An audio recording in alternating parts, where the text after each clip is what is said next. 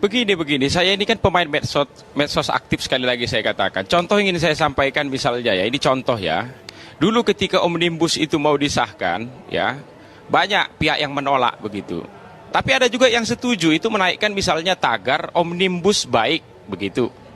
Omnibus untuk membuka lapangan kerja itu tagar loh ya, karena Panglima juga kan nyebut tagar-tagar itu. Itu kan propaganda juga itu. Itu untuk kebutuhan siapa? Kan begitu dia. Itu makanya saya katakan sekali lagi, jangan karena ketidakmampuan penguasa mengelola negara, ya, segala macam itu kemudian dikambing hitamkan. Baliho dikambing hitamkan, medsos dikambing hitamkan begitu. Assalamualaikum teman-teman. Itu tadi saya baca postingan siapa Mas Wisnu transparan, bahasanya halus. Bu, mari kita tuh belajar ngomong lugas, tegas gitu loh. Jadi memang kondisi negara kita ini kalau dalam pandangan ilmu ya, dalam pandangan ilmu strategi, ilmu hukum dan lain-lainnya, ya, memang sedang dalam penguasaan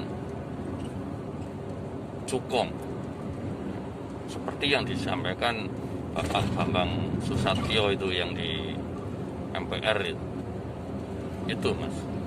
Mulainya dari mana? Dari undang-undang politik. Undang-undang politik tentang keuangan ada sumbangan dari asing. Sumbangan partai politik diperkecil sehingga cukong masuk. Nah, cukong yang membiayai pejabat-pejabat publik inilah nanti yang berbalas budi. Itu mulai dari tingkat bupati, gubernur, ya mungkin sampai tingkat pimpinan atas. Nah, sehingga semua anggaran itu kebanyakan kita lihat sajalah, apa membela rakyat, apa membangun betul. Kebanyakan yang banyak membangun cukong-cukong itu. Makanya sampaikan Bapak Menhan saat kampanye, 4 orang mempunyai kekayaan sama dengan 100 juta bangsa kita. Itu dari mana?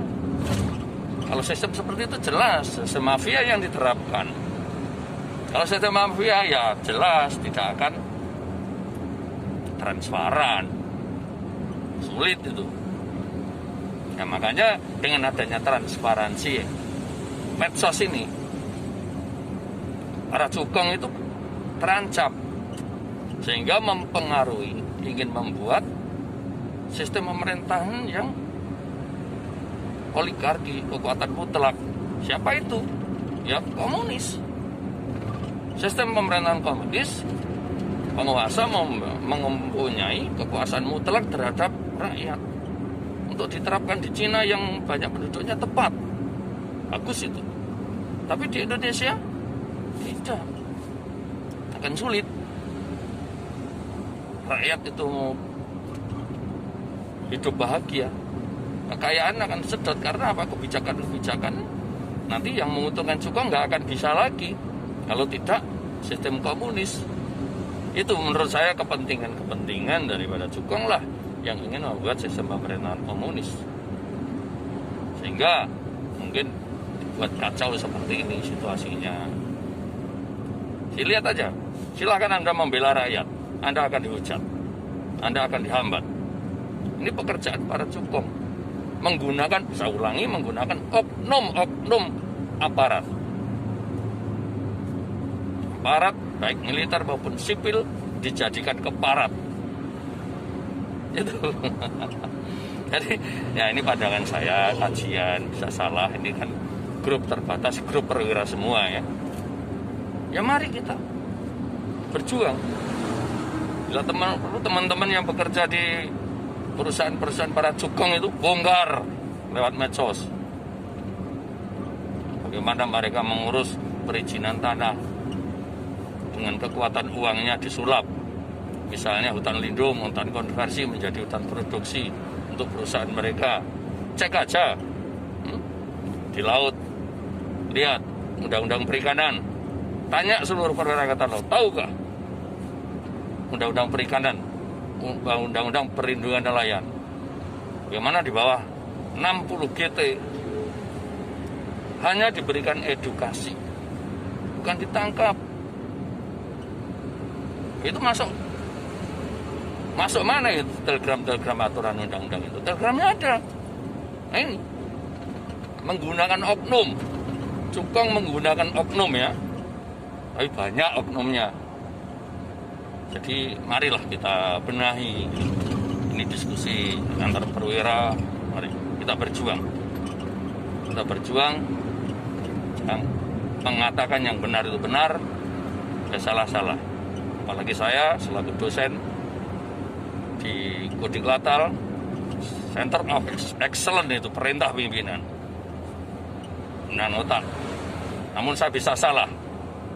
Tapi saya sampaikan bahwa otak saya tidak pernah selama menjadi taruna. Itu. Mari kita berjuang. Sekali lagi teman-teman di segala sektor berjuang. Bongkar kemaksiatan. Sikat kemaksiatan. Jangan malah pejabat menjadi keparat, pelindung keparat. Bangsat itu namanya. Mengingkari, mengkhianati negara kita sendiri, menjual negara kita. Cah pelayaran. Saya ulangi, cah pelayaran. Jangan nyamit. Saya ulangi, jangan nyamit. Mohon maaf bagi yang tersinggung. Tapi nggak peduli ya tersinggung. Terus salam hormat dari Leting 17, Kolonel Rahmat Suhaji. Wassalam.